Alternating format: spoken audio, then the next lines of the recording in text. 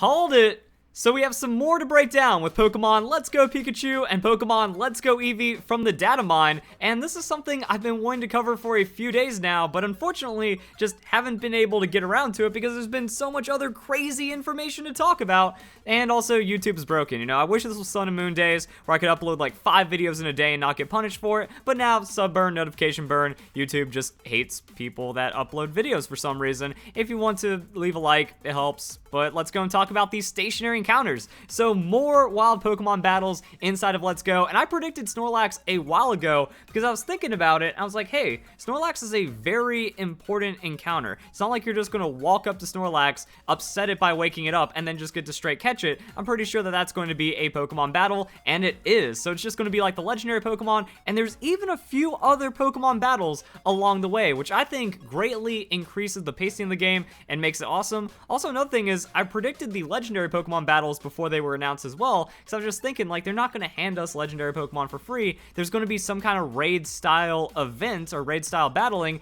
and that is what we have. Now, there is some misinformation that I need to make clear at the beginning of this video, because some people, they don't understand that you don't have 5 minutes to catch it. You have 5 minutes to defeat it, and then you go into a separate catching.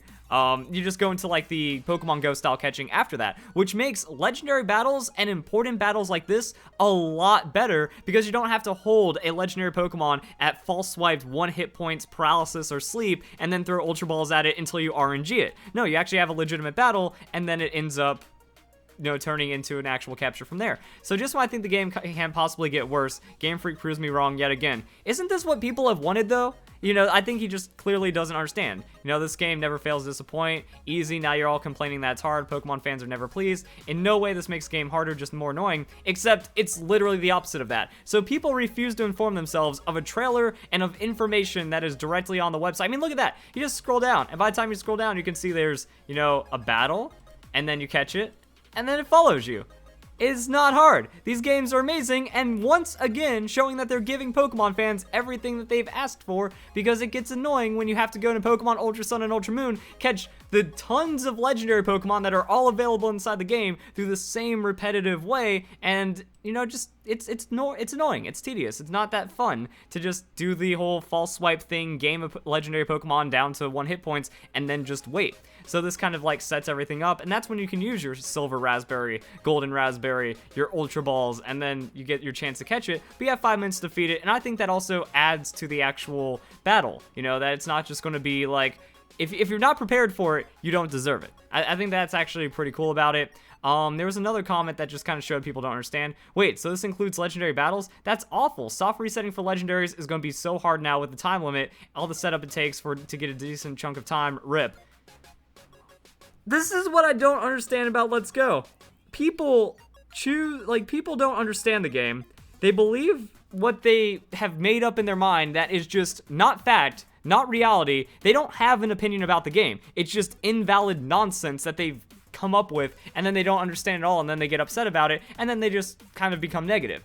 I don't understand how this negativity bandwagon can sustain itself with such blatantly false information and people believing idiocy like that. So, I mean, I think that kind of exposes a big flaw in, big flaw in the hate towards Let's Go.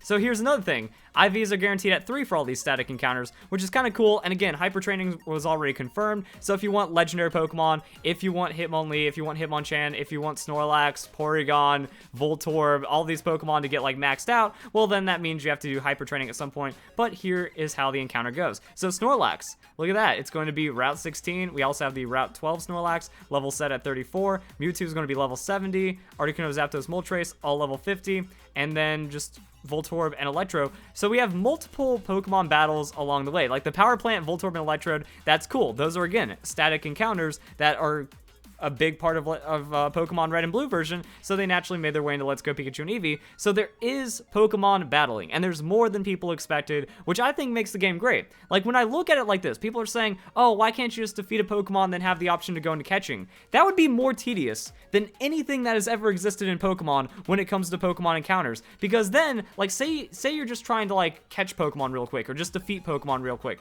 But I mean, kind of, what's the point? You know, if it takes 3 hits in the early to mid game, game when you don't have one-shots, when you don't have EVs, IVs, or maxed out Pokemon, and a wild Pokemon battle actually takes time. You know, what's the point of that when it's like, oh, you can actually catch a Pokemon by just throwing a Pokeball at it quicker and then gaining the experience that way? But then what happens if you see a rare Pokemon? You know, you're in Viridian Forest, so I just want to battle all these Weedle and all these Caterpie and Metapod and just get through this area, but then there's a Bulbasaur. So that means I have to pause the game, go into options, change it to where I get the opportunity to catch the Pokemon after the battle, and then after I catch the Bulbasaur, I have to turn that off again, or else I'm just going to be stuck. Because it's like, okay, I beat the Pokemon, oh, I forgot to turn it off, now I have another 10 seconds before I have to flee or catch the Pokemon, and then it's just going to eat up minutes of time. So I think it's perfect when you have it with just the legendary Pokemon, with just the Pokemon that it matters for.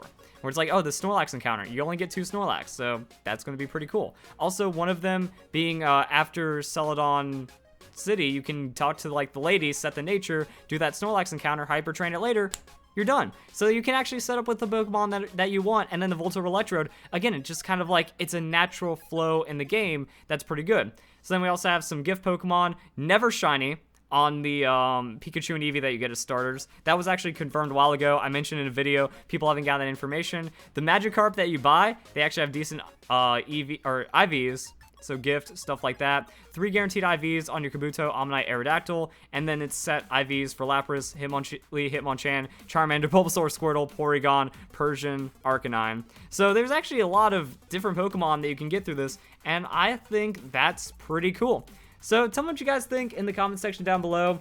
Again, I called it that. I was just like, why is everyone just so negative? They just assume the worst when all the facts are the complete opposite, and that just makes sense for the game. That, you know, if I was to have, like, if this ghost style catching, if the trade-off of this ghost style catching is that it's only for legendary Pokemon, I think that makes it worth it, because then it gives fans exactly what they wanted while not getting in the way of all the other gameplay. I think it would just be a cumbersome mechanic if you had to toggle it, or you could choose it, and then that means they're not gonna be able to enjoy the game as it was meant to be enjoyed if you just turn off go catching entirely, and then you make it just like Pokemon Sun and Moon, just like all the other games where you have to false swipe a Pokemon or just throw a quick ball and then you immediately capture it.